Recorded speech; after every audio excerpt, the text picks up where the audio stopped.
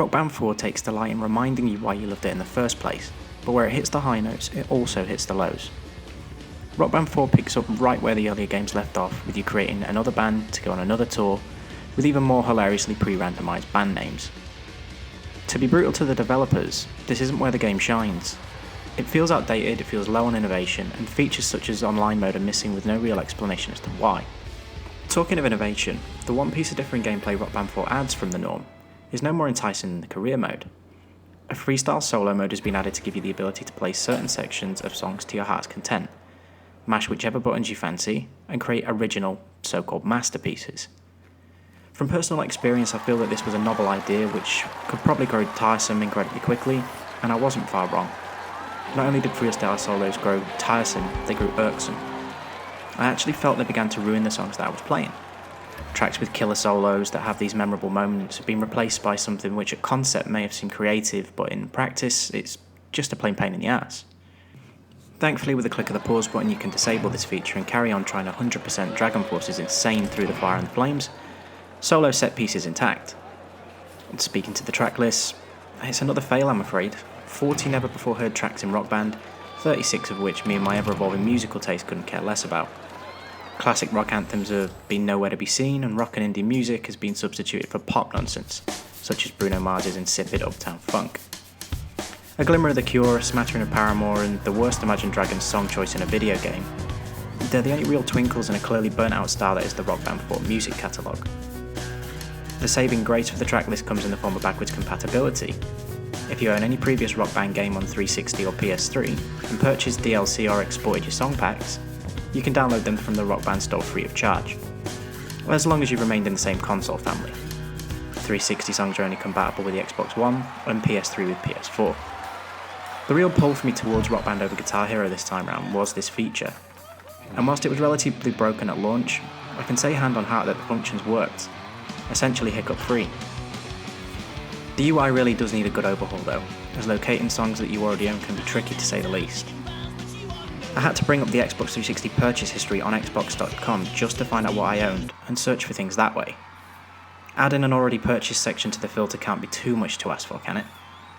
Hopefully that'll be added at a later date. The store does house the potential of keeping Rock Band relevant. Harmonics are at a little bit of a crossroads, and depending on the path that they take, it'll likely play into how much value people can place on this admittedly expensive bundle. On the one path, they can treat Rock Band 4 as a platform, continue to populate the store with new songs, and not feel the need to release Rock Band 5 or 6 or even Rock Band Taylor Swift.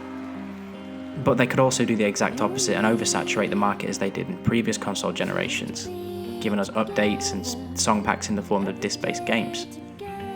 Now I just alluded to the fact that Rock Band 4 does cost somewhat of cash, and I'm not over-exaggerating. Here in Australia, a guitar bundle containing the base game and one of the new guitars will set you back a whopping $250. Whilst you're picking those jaws up off the floor, just take heed that the band in a box version will set you back more than a next-gen console at $500. That's pretty steep. So do take advantage of Amazon.com's new ability to ship to Australia if you're thinking of picking this one up.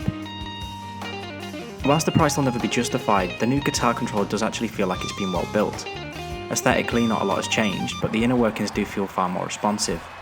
The buttons are far more solid, and all around the controller does feel a great deal heavier and feels a little bit more valuable than the previous iterations. A potential saving grace here is if you do actually own your old instruments from the 360 and PS3 generation, some of them are going to be compatible. PS3 controllers will work native on PlayStation 4, and Xbox 360 controllers are going to require an adapter, which can be picked up online in Australia for around $30 to $50. Now that's dependent on course if you buy in the physical version of the game. I've yet to find anywhere where you can pick this up just standalone. Cash grabbing and nostalgic tropes aside, Rock Band 4 is still really difficult to recommend as a must buy. Not a great deal's really changed. The people I feel this game's most likely tailored to are in similar positions to myself. Maybe have a back catalogue that you want to play again on new hardware, have none of the old controllers lying around, and for one reason or another you've been suckered in that way. However, if money isn't an issue and you did enjoy previous Rock Band games, then yes, it's going to be worth a purchase for you. I've had hours and hours of fun with this, both solo and in a group. And that's the core, it's fun. It's tried, it's tested, and it still works. That's what really stands out for me. But irrespective of all the fun that's there to be had and has been had, I still sit on the fence on whether or not it's a worthwhile purchase for the average gamer. My gut screams no, but the part of me who's really enjoying the game does say yes. So all I can sum up here is that if you're still in previous iterations, probably best to stay clear. And if you just can't hold off, remember that Christmas is just around the corner, so maybe stick this one on the list.